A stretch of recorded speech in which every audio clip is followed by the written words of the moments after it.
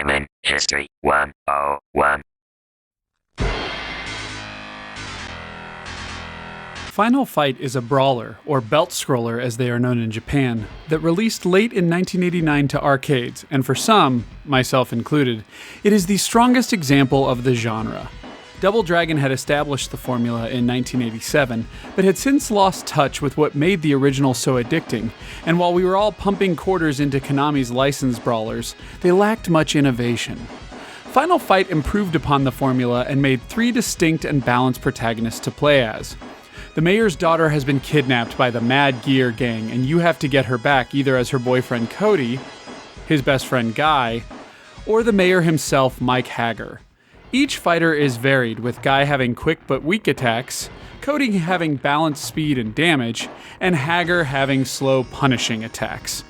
There's also a combo system that opens new attacks if you hit the same character multiple times, something that was rare back in 1989. These features aren't surprising given that Akira Nishitani and his team at Capcom originally started the project as a sequel to the original Street Fighter. That's right, Final Fight was originally going to be Street Fighter 89 and provide the follow-up to the original fighting game. Apparently Capcom wanted an arcade game that used less ROM memory due to the increasing prices of hardware, and therefore demanded a brawler instead of a fighter. It was later changed to Final Fight for various reasons, but one look at those distinct Capcom CPS graphics and the roots with the Street Fighter franchise are clear. I also think that it's not a far stretch to imagine Guy as Ken, Cody as Guile, and Haggar as Zangief well before their personalities and origins were established. Nishitani and his team would go on to make Street Fighter II while they were supposed to be actually making a follow-up to Final Fight, creating a cousin-like connection between the two franchises. The plot of the game is actually derived from the 1984 film Streets of Fire, which you should look up if you want to see just how similar the two are. In addition to a distinct style and multiple protagonists, professional wrestling was a key part of the design. Players can easily grapple and throw enemies around environments, random items can be destroyed to find weapons, and if you play as Mike Haggar, you can perform body slams and suplexes. One particular enemy, Andore, is clearly a likeness of Andre the Giant, but there are plenty of other homages in the world of professional wrestling. 80s hard rock also plays a key role in creating the names and look of many of the enemies. It's not a coincidence that you'll see Axl and Slash, the lead singer and guitarist of the band Guns N' Roses respectively, as 2 different sprites for the same enemy type. The 2 female characters include Roxy, whose name derived from the band Roxy Music that were known for establishing early glam rock. And of course there's the more popular sprite swap Poison, who is named after the band of the same name. Both females wear hats and handcuffs, which were key parts of the band Poison's outfits. Due to some internal Capcom concerns, which will be covered later in this video, the Super Nintendo ports of Final Fight have the characters Sid and Billy, named after Sid Vicious of the Sex Pistols and the punk rocker Billy Idol. Finally, there is Abigail, the boss of the Bay Area, who wears the signature face paint of rocker King Diamond and is named after the artist's second album. When you put it all together, Final Fight is a rough 6-level brawler where you fight with fists and weapons against colorful enemies of the Mad Gear gang, all while getting bombarded with homages to wrestling and 80s rock. So what's not to like? From a tech standpoint, the arcade version of Final Fight isn't doing too many complicated things. By its very design requirements, it's supposed to be a low-memory title. It does have some sharp details and fun camera tricks, not to mention horizontal raster graphics with a resolution of 384 by 224 and 3072 colors. It was also incredibly popular among arcade goers, being one of the top producers for Capcom at the time.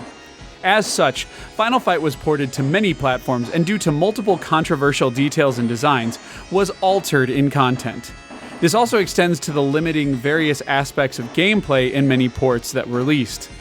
This video will take a look at the differences between the original Japanese and Western arcade release, the Japanese Super Famicom and Western Super Nintendo release, the US Gold European microcomputer ports, the Japan-only X68000 version, the International Mega CD/Sega CD release, the NES version Mighty Final Fight, Final Fight 1 on the Game Boy Advance, and a few of the home releases of the arcade emulated versions. Each of these were captured on actual hardware whenever possible, so be sure to look at the description if you want to know the source of each port. Unlike previous episodes of my version series, I will no longer be discussing which version I think is better, and instead pointing out the differences of each. Granted, there will be qualifying statements that may be biased towards certain ports, but you should get the information you need to select your preferred version. It was inevitable that the game would come to home consoles. The first to get it was Nintendo's new 16-bit console, the Super Famicom, or as we best know it in the West, the Super NES. The Japanese port premiered just before Christmas on December 21st, 1990, 1 year after the arcade's release. The Super Famicom version has surprisingly little change in questionable content from the original arcade game, but some parts had to be stripped due to the console's initial limitations.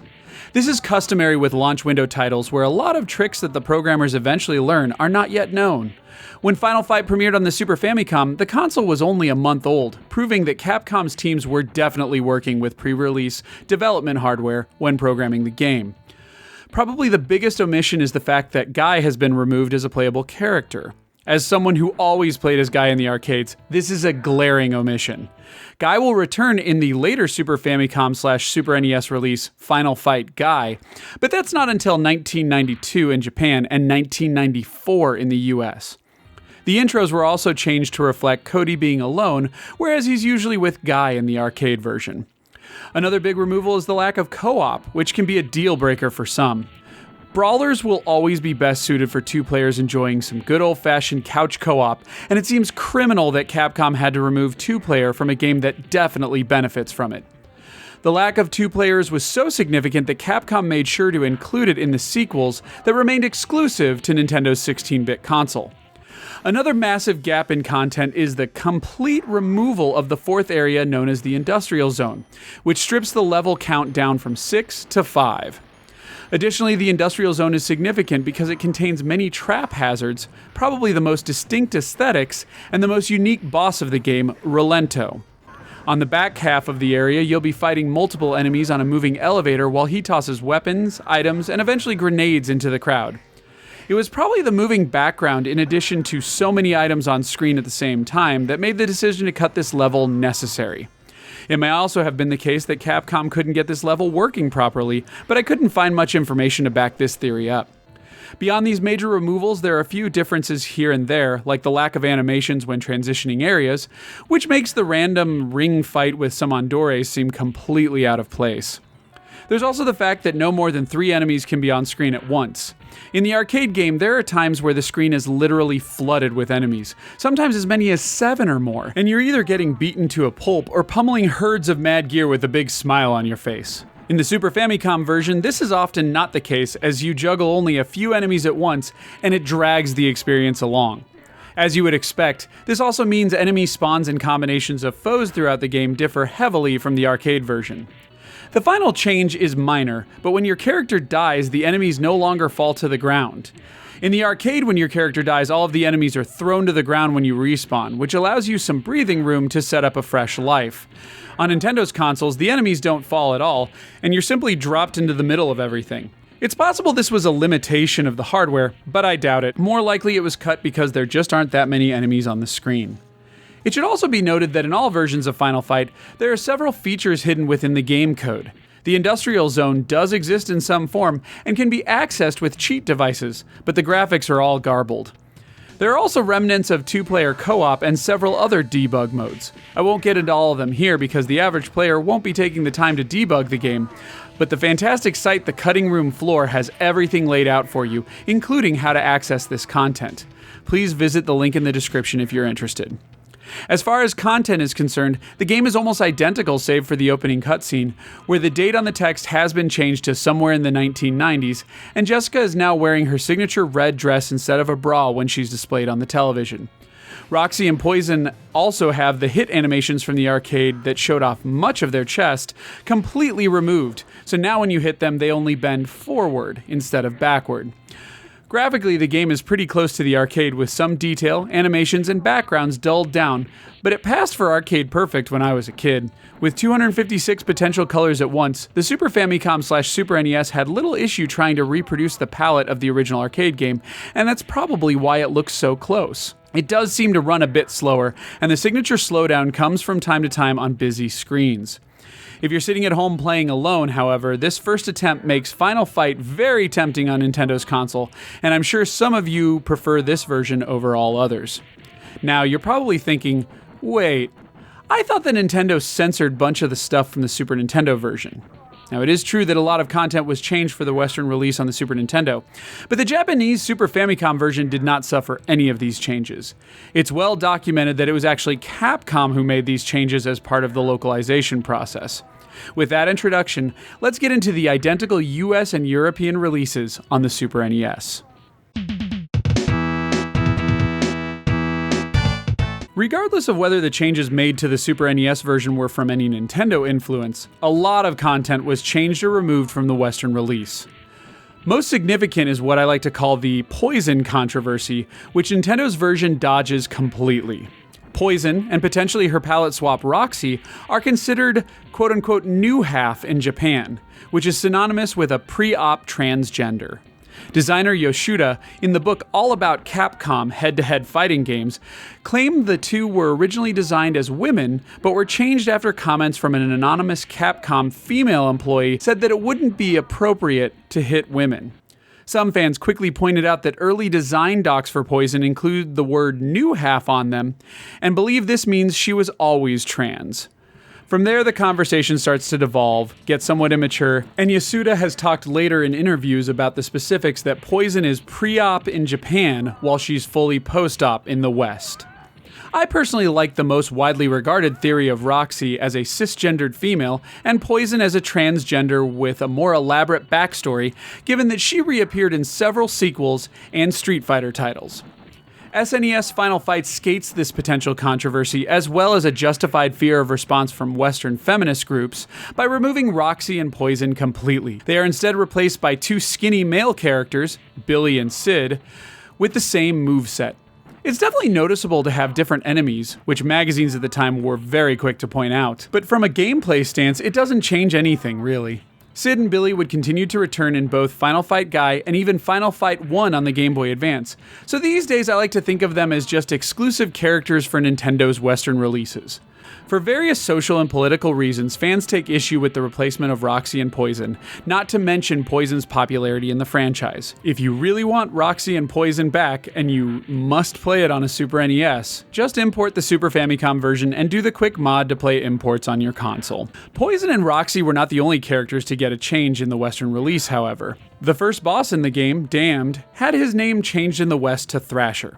This one's pretty obvious since his name seems to be just a take on the phrase damned, and therefore Capcom didn't think it appropriate on the Super NES. The same is true of the second boss, Sodom, whose name is now changed to Katana.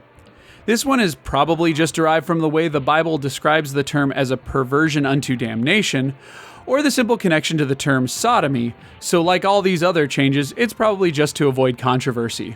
Sodom will also make a move to the Street Fighter Alpha series and keep his rename to Katana in the Super NES port of Street Fighter Alpha 2. One of the funniest moments in Final Fight is if you complete the destruction of the car in the first bonus stage. The owner of the car will appear after you're gone and say, "Oh my god," in a very excited voice and begin crying. Similarly to other changes on the Super NES, he instead says, "Oh my god," in a much more bored tone.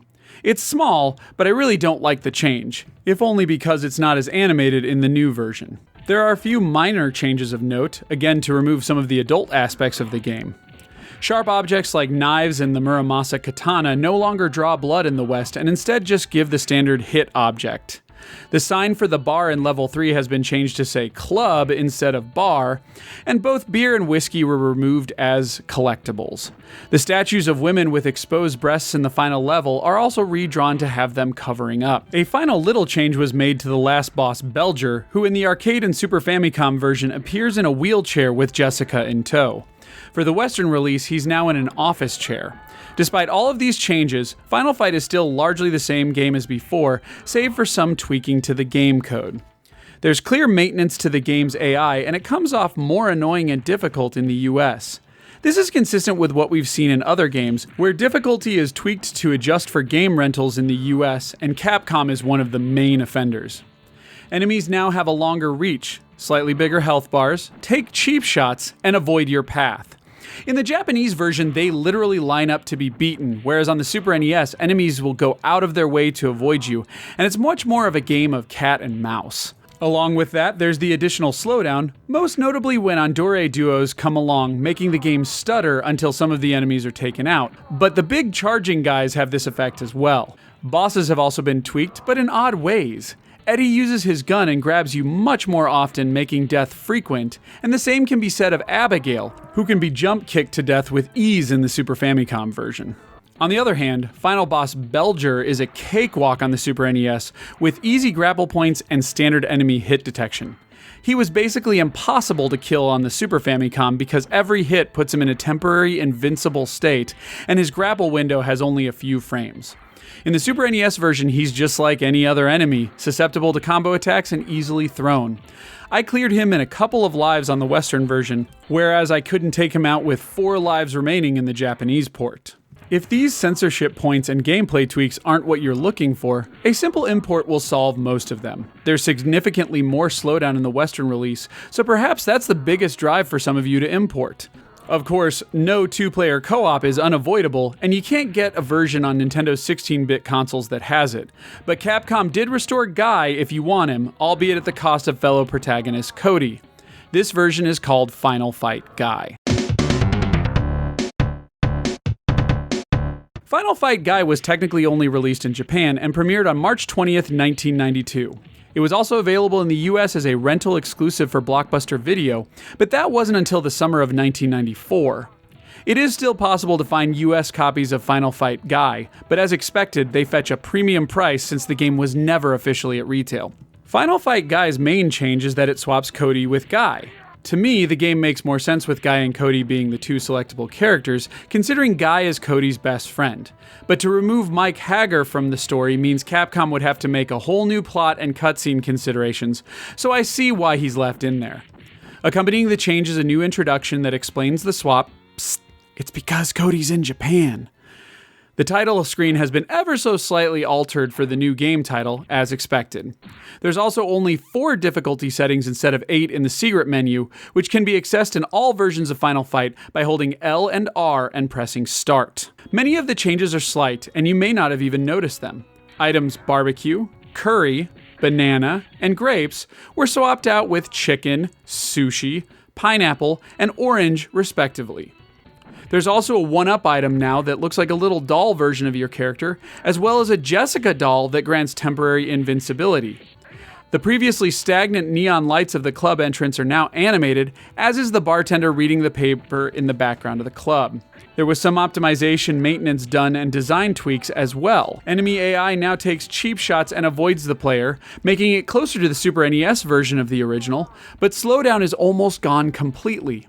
The bosses and enemy placements were also tweaked to integrate some of the Western release attributes, but it's still an easier game across the board.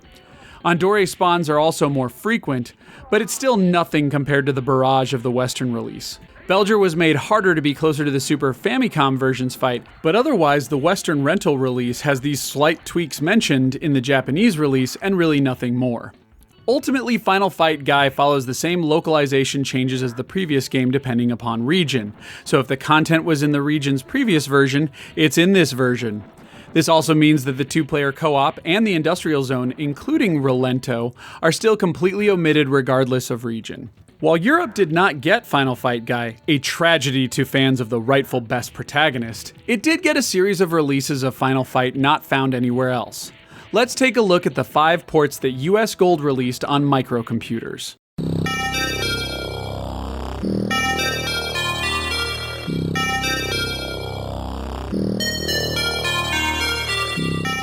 In 1991, Final Fight was readily available in Japan on the Super Famicom, and come that holiday season, also available in its American iteration on the Super Nintendo. Europe wouldn't see the Super Nintendo console or the Western port of Final Fight until 1992.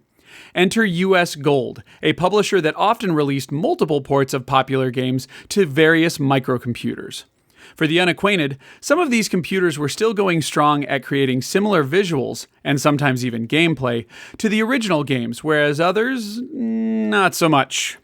The US Gold ports appear to have used the Japanese arcade version as a reference, and all versions stripped the controls down to a 4-way joystick and a single button. Given these are computers, Keyboard inputs could also replace a joystick if the player didn't have one.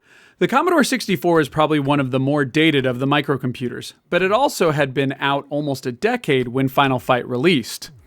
Given the game's large character sprites, sprawling batches of enemies, and focus on smooth animations to refine the brawler, it's safe to say porting these to older computers was an impossible task. Dave Lowe handled the programming, and from this standpoint of making the game comprehensive, I'd say he succeeded.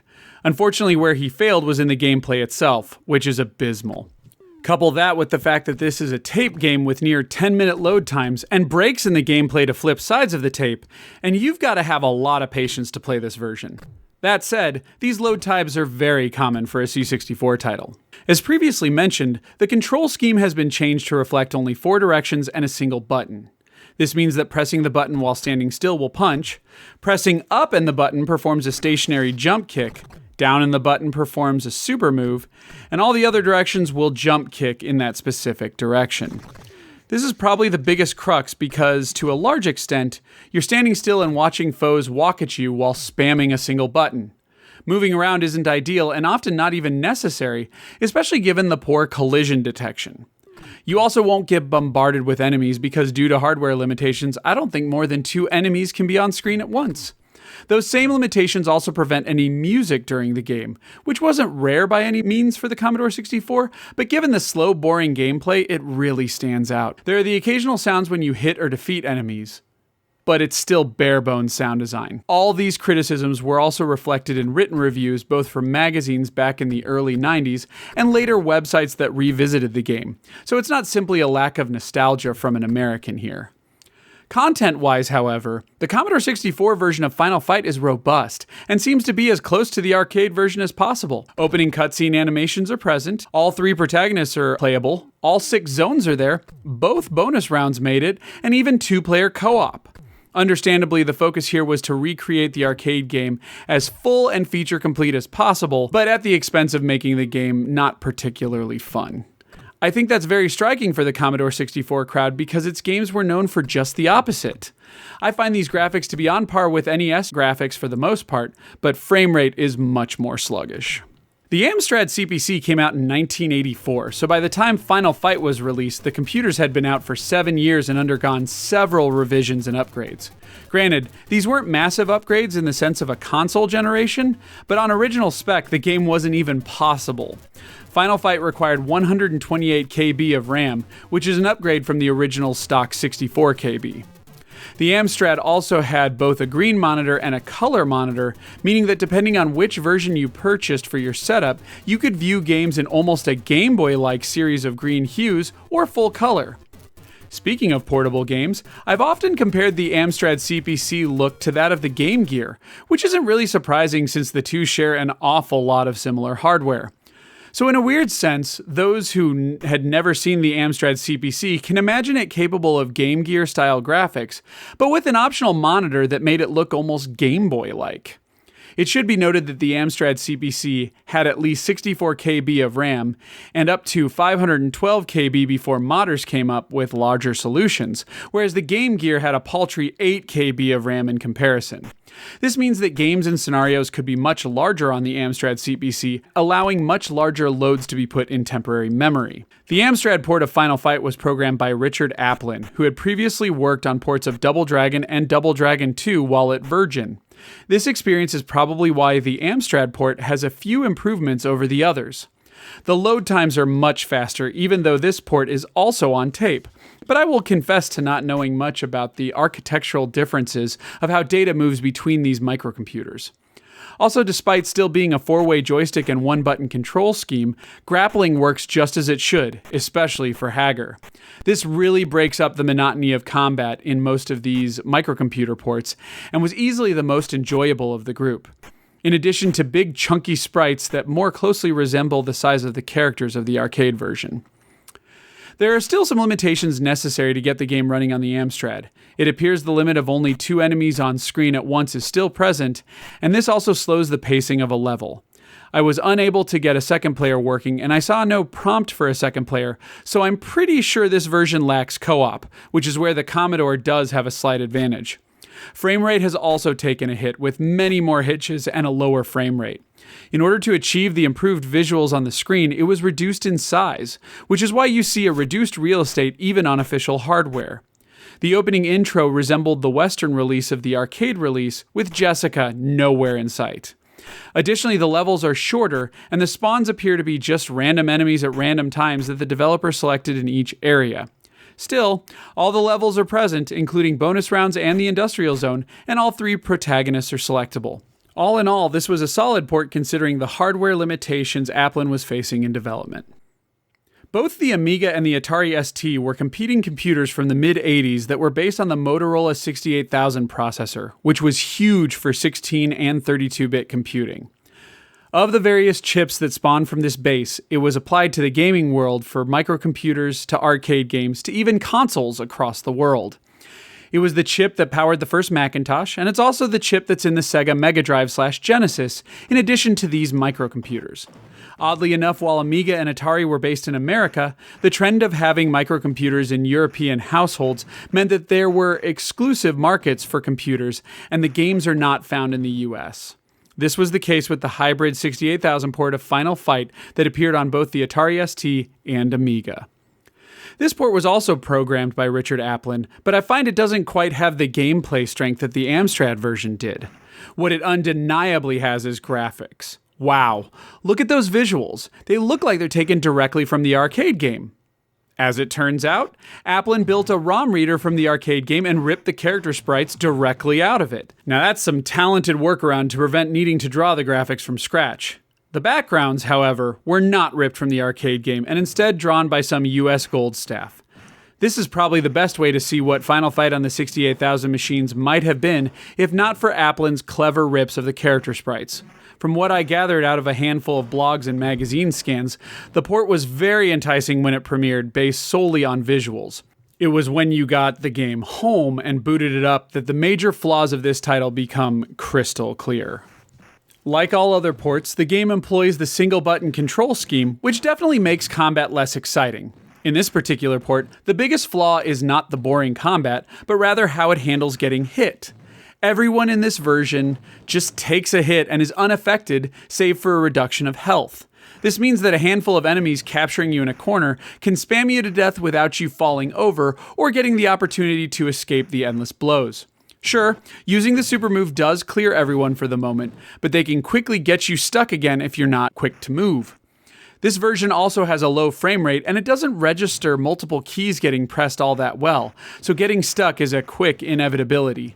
This does make boss battles a breeze, but you're seldom facing a boss. Just like the other versions, there's no music outside of the opening animation, and the random sounds that do exist in the game are few and far between. It's really too bad because if you watch long play videos of this title, it seems to look and play much like the arcade. It's not until the unacquainted pick this up that the flaws are immediately apparent. Like the Commodore port, this is based purely on the Japanese arcade ROM, so nothing seems to have been removed content-wise. Jessica is seen in a bra in the opening, all 3 protagonists are present, all the levels and bonus rounds are here, and yes, there's even co-op. The color palette is stripped down to only 16 colors due to the limitations of the hardware, but it's not all that bad considering the high fidelity of the graphics. I can see why when you look at magazine coverage, and there was a particular review in Computer Plus Video Games magazine in Europe that gave this game a great score, and gameplay videos that this seems like a very strong port. Unfortunately, the way damage is handled, the odd control scheme, and sluggish frame rate make this version not at all fun outside of the first 10 minutes. Massive thanks to a View from Askew gaming blog out of Glasgow, Scotland, for tons of information on this port. I recommend reading his huge write-up via the link in the description. Despite this one being probably one of the weakest ports and on the oldest machine, I saved this one for last because it's an interesting combination of the others. Unfortunately, also like most of the other ports, it isn't all that fun. Keep in mind that the processor for the ZX Spectrum is a Z80, and it's somewhat of a souped-up Game Boy, but it also came out in 1982, 7 years before Nintendo's portable. As such, when Final Fight premiered on the ZX Spectrum, it was just under a decade old and trying to run a game that the newest and best consoles were struggling with. Graphically, the game is running a highly detailed dot matrix with the Spectrum's whopping 4-color palette, although I have to give it to developer Creative Materials. They did a lot with very little. The sprites are large and detailed on the screen, coming much closer to the arcade's visuals like the Amiga version, rather than the other versions on computers around the Spectrum's age. You don't need much of an imagination to see exactly who is on screen and what they originally looked like, so it's really great work. Scrolling is handled with screen-tearing jumps in the animation, but I think I can forgive it for that. The combat itself is actually much more akin to the Amstrad CPC port. Fortunately, the problem with getting hit a million times is prevented, not just by the slideshow that is the frame rate, but also because your protagonist will fall if hit enough times. With the accurate falling and small real estate to work with, the brawling is much more in your face and less boring. Grappling, which was a breeze in the Amstrad and essentially the core to beating the game, is non-existent here. I'm not even sure that it's in the programming. Instead, you have multiple buttons for punch, jump, and your special move, although it's referred to as kick. This drains your life in most ports of the game, but on the ZX Spectrum, it doesn't. So instead of spamming grapples all day, you're spamming the special move. This ends up being the crux because it's incredibly boring, especially when coupled with the low frame rate. From a content perspective, it's most like the Amstrad, with Jessica being absent in the opening screen. All 3 protagonists are present, but no co-op. All of the levels and enemies are here, the boss names aren't changed, and even the bonus round is here, although it says perfect no matter how you do, and the guy never comes out, so we have no idea what he would say. This port is probably the most damning of the microcomputer ports because it goes on to prove that despite looking pretty good and playing pretty good, Final Fight just doesn't translate well to microcomputers of the time. It needed the smoothness of a high frame rate and the hit detection that these machines simply didn't have. There was one more computer port that released in 1992, but it was on much stronger hardware and only in Japan. It was on the Sharp X68000, which premiered in 1987 and ran a souped-up clone of the Motorola 68000 32-bit chip by Hitachi. It's also featured its own operating system, Human 68K, that was similar to MS-DOS. Oh, did I mention that it was also the development kit for the Capcom Cps Arcade games? Also, this port was handled in-house by Capcom, most likely using the original arcade game's code, considering they ran on almost identical hardware. Given those facts, it shouldn't surprise you to learn that outside of some brief load times, Final Fight on the X68000 is arcade perfect. It even supports arcade monitors and computer monitors. When I say identical, I mean there is no difference. Compared to the original arcade Japanese release, it's the same content, it runs the same, and it has the exact same graphics and color palette as the arcade. The soundtrack is in MIDI with some quality reduction, and there isn't quite the cluster of enemies as in the arcade, but it's not all that noticeable. I guess the only slight change is that there is an options menu, which mostly gives you the options that the arcade version's service menu had, but there is a final option for resolution. Most likely this would depend on the monitor you had it hooked up to, but it supports 15 kHz monitors at 512 by 256, as well as the more traditional 31 kHz monitors at the same resolution, or nearly arcade perfect 384 by 256 resolution. The arcade game ran at 384 by 224, so this version is stretched just a bit, but it stays pretty close. The other resolutions are heavily cropped and adjusted, possibly to have integer scaling, and seem closer in the size to the SNES version. With MAME so widespread now, this package is nothing too exceptional, but back in 1992, the idea of literally being able to bring an arcade game home without having to buy a massive cabinet must have been huge.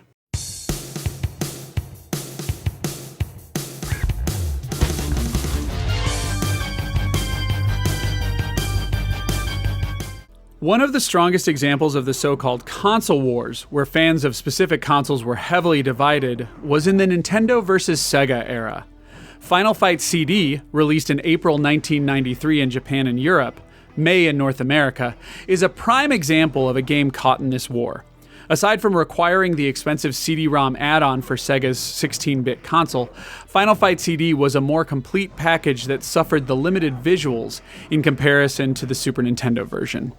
Today we can simply point out the differences and agree to disagree on our favorite version, but back in the early 90s, this was a topic of great debate. It was also rare to see more people prefer the Sega port, but Final Fight CD joins Mortal Kombat in most people preferring the Mega/Sega CD version due to more content as opposed to Nintendo's better visuals. Capcom personally developed this game, as it did with the Super Nintendo version, so there were similar regional differences. Right off the bat, you'll see some of the changes, or perhaps enhancements, exclusive to this port. The opening cutscenes have no text and are voiced instead. As was common in this era, the Japanese voice actors do a decent job, but whoever voices Mike Haggar in the English port put in little effort. What? What happened to Jessica? Who is this? The main title screen is slightly changed for the new title and greets you with 3 options: Game Start, Time Attack, and Options menu. For whatever reason, the Options menu on the Super Nintendo was hidden behind the code, but it's presented directly in Final Fight CD. Time Attack is a new mode exclusive to this port, which puts you in one of 4 unique backgrounds and tasks you to get the highest score in 2 lives or 99 seconds, whichever expires first. It's an early version of Horde mode found in games today, but your interest in Time Attack seems dependent on your enjoyment of the repetition of brawlers. All 3 protagonists can be selected, so finally a worldwide home console port contains the trio of protagonists. You'll also see that pressing start on controller 2 lets a second player join, so yes, 2-player co-op is also available for the first time on consoles. It's probably obvious where this continues, but yes, the Industrial Zone has also returned in all its glory as well. Additionally, the Sega port managed to eke out 1 extra enemy on screen, allowing you to fight up to 4 enemies at once. Given these major additions that make the game more feature complete when compared to the Super Nintendo version, is largely why fans have sided with Final Fight CD. Despite being the complete package, there's no denying the limited color palette and details in comparison to the Super Nintendo version. The Sega CD added additional processing power to the console and could widely expand the game size and audio, but almost all of the graphical heavy lifting is still done by the Genesis base console. As a result, Final Fight CD was limited to 64 colors at once and really suffered for it. Additionally, the graphical detail had to be dialed down, showing an obvious downgrade in visuals over the Super Nintendo port as well. While some had a hard time with this conversion, I think most took it as a necessary evil to having the complete package. Fortunately, the game performs as well, if not better than the Super Nintendo version, because I never saw slowdown. But then, Final Fight CD has 2 console processors working for it. The soundtrack saw the same enhancement that most games on Sega CD celebrated, with Red Book audio tracks and an arranged soundtrack from the arcade version.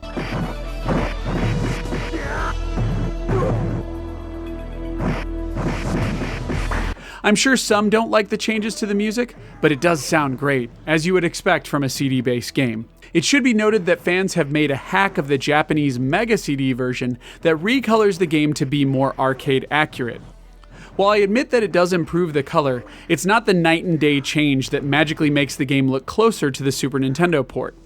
Also, Sega CD is region locked, so unless you have a way to load different regions' firmware, hack the region of the game, or have a Japanese Mega CD, you can't even play this version on actual hardware.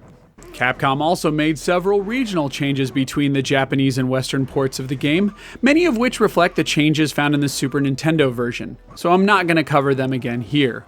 There are, however, additional differences between the Eastern and Western releases of Final Fight CD. Like in the arcades, the Japanese version presents Jessica in a bra during the opening cutscene, while she's in her signature red dress in the West. When Dam shows up on the TV for a few minutes later, Dam's mouth animates on the Japanese port, which doesn't happen on any other version. Finally, there's the new cutscene in this game where Cody will ask Guy to leave after last boss Belger is defeated.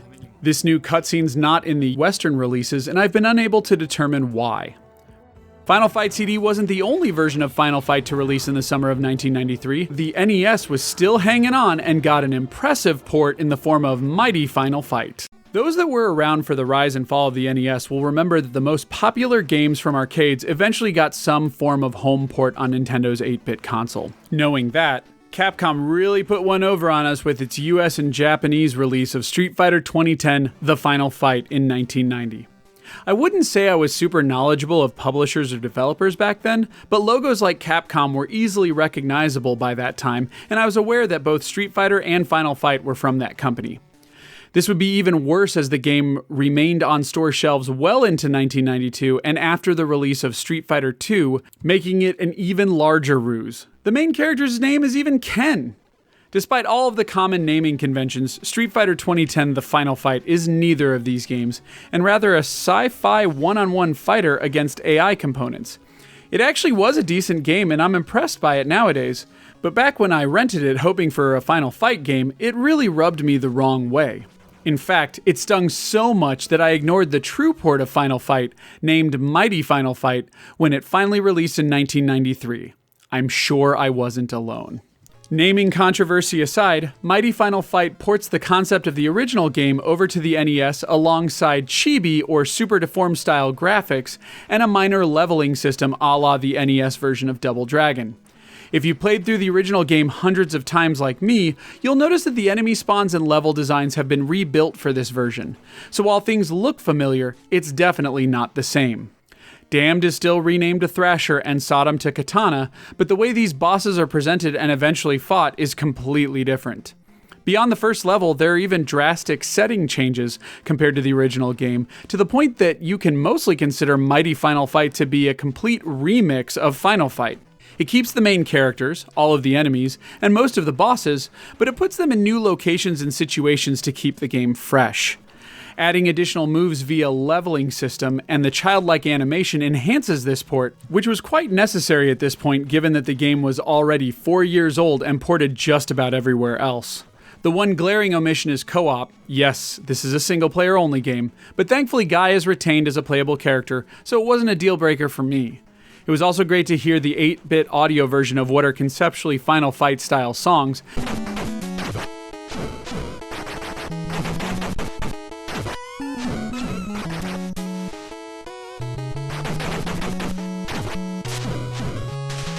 making this a complete package that was tragically ignored given its late release date. It's even got Poison and Roxy in it, which I'm guessing was allowed due to the super deformed style, although perhaps this is also because the NES had plenty of games where guys hit women. Who knows? Mighty Final Fight is an unappreciated showpiece for the NES console and a joy for fans of this series that has thankfully been ported quite a few times since release.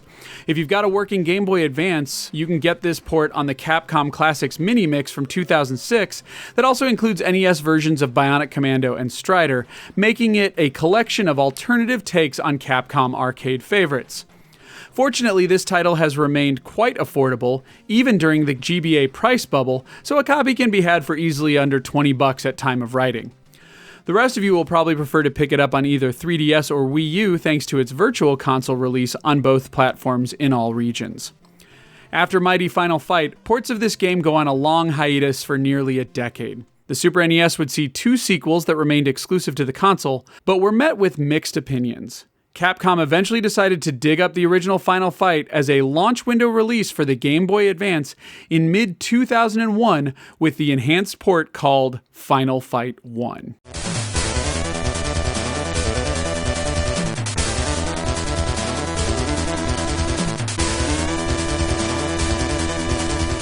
Almost as soon as the Game Boy Advance released in the summer of 2001, it was getting compared to the Super NES.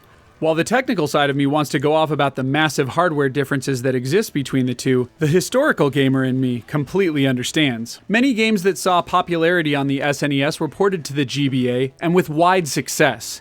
Even back then, the idea of having our console favorites on the go was incredibly enticing, and there are few libraries out there that have a better list of games than the Super NES. This is why it's quite fitting that Capcom chose one of its earliest Super NES releases to be re-released as a launch window GBA title with Final Fight 1. You can think of Final Fight 1 as a definitive edition or enhanced edition of the SNES port of Final Fight. This means that Guy is back in all his glory to round out a complete roster of all 3 protagonists. The Industrial Zone level and its notable boss Rolento also get integrated into the game, and of course it wouldn't be complete without 2-player cooperative play thanks to the GBA link cable. Enemies can now show up with more abundance than that of the SNES versions. Although many enemy placements and power-ups are more akin to Final Fight Guy, a few other items were put back in, like the transition animations between areas, but in 2001 most of us had forgotten or were never aware they were missing in the first place. With these changes, the original arcade version is almost completely represented for a complete experience, albeit with a few interface changes, and everything is based on the SNES assets and not the arcade. The port also received some updates, which were mostly just bonus items to keep things feeling fresh. Most notable are the cutscenes for each boss battle that have your protagonist and the boss exchanging banter back and forth with updated art and animations. There are also bonuses that are unlocked by defeating a certain number of enemies, so replaying the game over and over is built into the rewards. You can earn the ability to play as the Street Fighter Alpha 3 versions of both Cody and Guy, along with various character palette swaps and the ability to let both players use the same protagonist, among others. It also looks great, sounds great, and plays smoothly on the GBA, proving that SNES games could come to the portable gracefully. Prices on the original GBA version can vary quite a bit. I've recently seen a cart-only copy for about $15, as well as nearly $40 depending on the day and seller. If you have a Wii U, you can avoid the price variance and grab a great version thanks to the Wii U's solid GBA emulation. This wraps up all of the ports and unique versions of Final Fight, but thanks to the rush of re-release culture, the arcade original began popping up in various titles during the 2000s. It was first part of the Capcom Classics Collection Volume 1 that released in 2005 for the PS2 and original Xbox, followed by Capcom Classics Collection Remixed on PSP a year later. A port was provided as an unlockable in the PS2 and Xbox title Final Fight Streetwise. Final Fight was then brought to HD and bundled with Magic Sword in Double Impact on the 360 and PS3, which includes both the Japanese and worldwide versions of the game. Finally, it was one of the 7 titles in the Capcom Beat 'em Up bundle that released this fall on Switch, PC, PS4, and Xbox One. Tech sticklers beware, the PS2 releases don't play that nice with HD TVs, and the Beat 'em Up bundle is plagued with online issues, stuttering, and input lag.